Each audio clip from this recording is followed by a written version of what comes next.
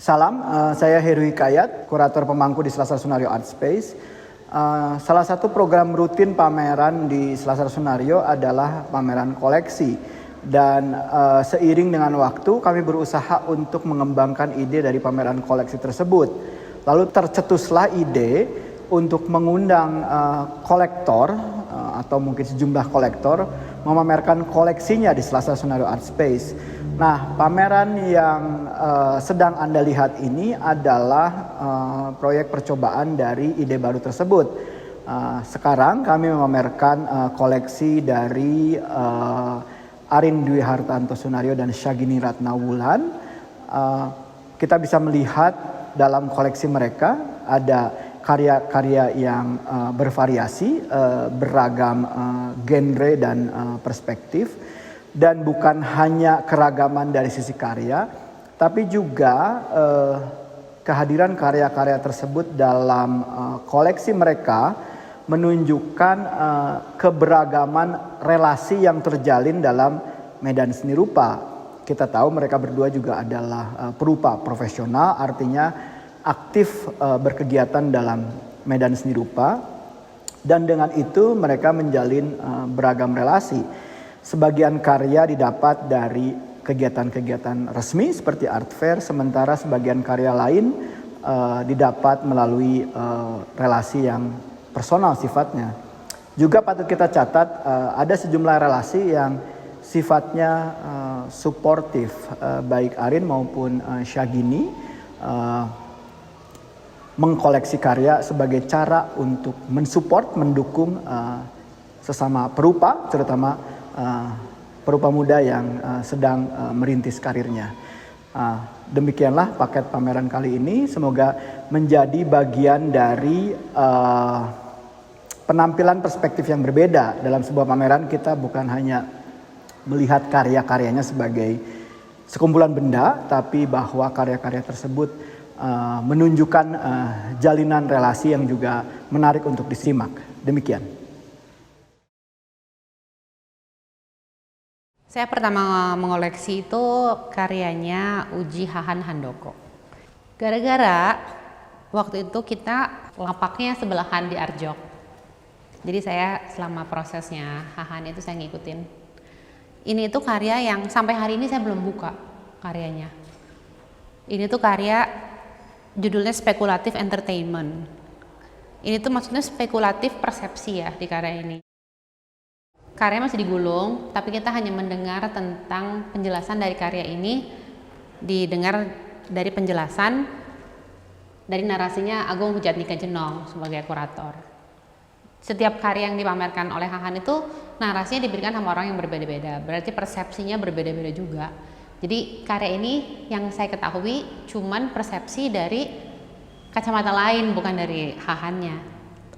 Didengarkan dari sini. Di sini tuh kalau menurut narasi Agung, karyanya tuh ada 3 lapis.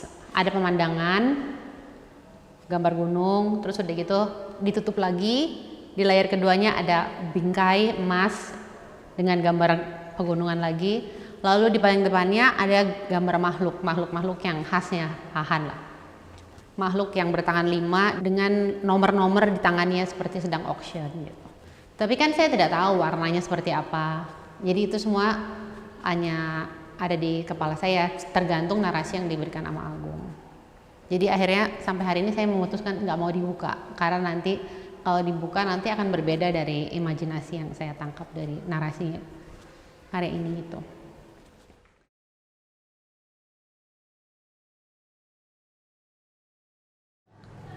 Karya kedua yang saya koleksi itu adalah karya punya teman kita sendiri, karya Troma Rama. Karena rasanya pas lihat dari kata-katanya, dari lentikularnya, rasanya ada panggilan untuk memiliki. Jadi saya tuh kalau mengoleksi pasti awalnya bukan tidak spekulasi gitu dari kayaknya ini investasi, bukan itu. Kayaknya ini karya yang saya pikirkan ke depannya gitu. Enggak, cuman karena ada koneksi aja gitu sama karyanya. Jadi kayaknya saya harus punya itu karena saya punya koneksi sama karya itu. Ini koneksinya kayaknya terasa kuat gitu. Apalagi dari kata-katanya. Mungkin pada saat itu saya agak galau. Jadi pas lihat karya ini kayaknya terkoneksi banget ya gitu. Ini kira-kira tahun 2018 kan belinya. Jadi saya mau koleksi juga masih baru. Bukan orang yang udah pandai mengoleksi dari dulu.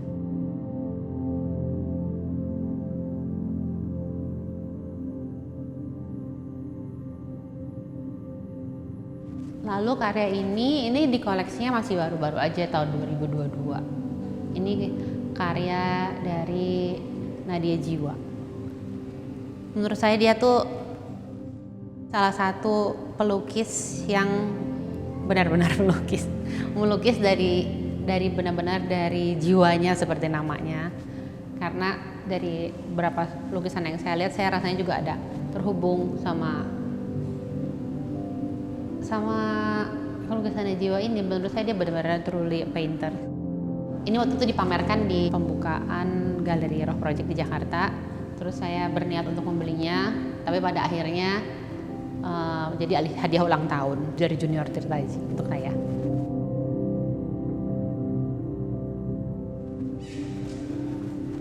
Ini karyanya Maruto Adi.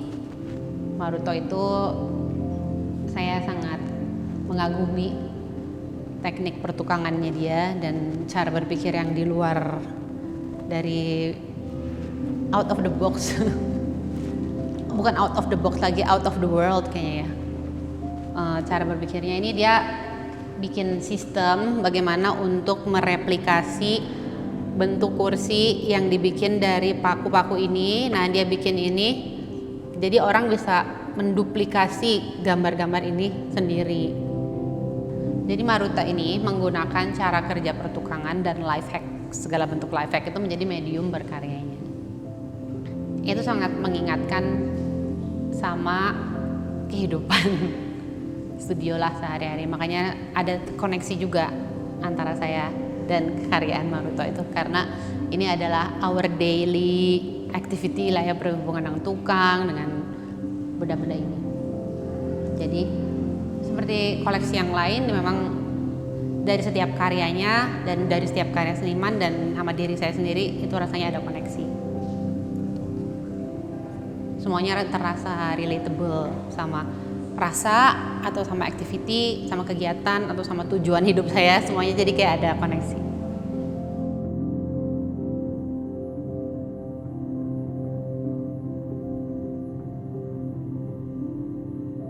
Ini karya yang waktu itu dikoleksi tahun 2015. Waktu itu di Gilman Barracks di Singapura.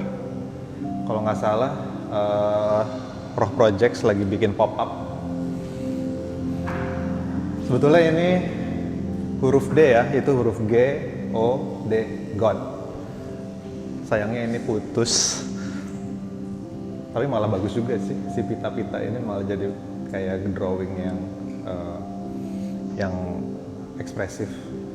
Tapi sebenarnya yang menarik dari karya ini, kenapa saya waktu itu pengen mengkoleksi, karena setelah tahu pita kasetnya ini itu adalah pita dari kaset pengajian gitu.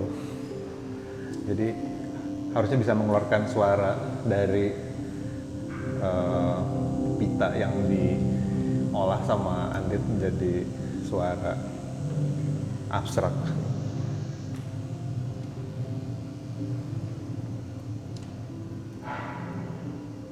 Ini kenapa nggak nyala ya?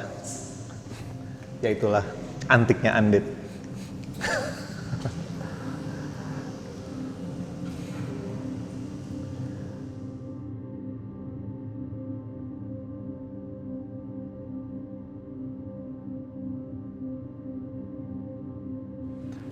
Nah, yang ini karya yang saya dapat di Art Stage Jakarta, karyanya Tadao Ando. Sebetulnya ini karya print ya, artist proof. Tapi kualitas printnya seperti drawing pensil yang tidak seperti print. Ini tantangannya tantangan asli. Ini pertama kalinya saya melihat gambar sebenarnya ini bukan gambar denah ya, tapi sebagai gambar arsitektur yang saya sebetulnya kayak melihat karya abstrak, tapi ada fungsinya seperti bangunan juga yang sepertinya kita bisa masuk ke dalam space-space yang ada di sini.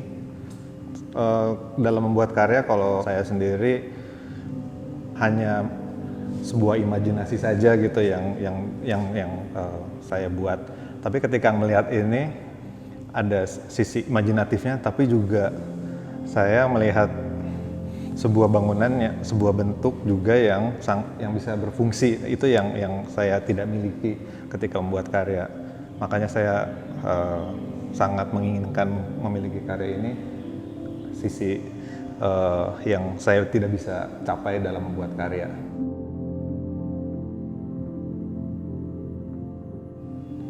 Ketika belajar gitu di sekolah gitu, bentuk-bentuk yang simetris itu bentuk-bentuk yang sangat dihindari karena selalu terkesan membosankan, tidak dinamis,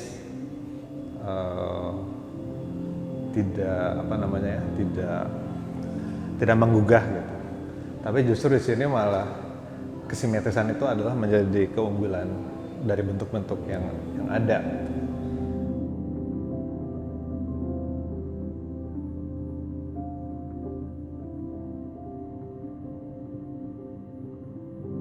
Tradisi mengkoleksi karya itu saya juga terinspirasi dari bapak saya, juga generasi-generasi sebelumnya yang memang suka saling mengkoleksi. Itu adalah bentuk apresiasi yang tulus gitu, karena beda ya seniman atau kayak teman-teman saling mengkoleksi itu mempertimbangkannya itu bukan berdasarkan sebuah investasi yang semata hanya untuk uang gitu, tapi lebih pada apresiasi prakteknya itu gitu.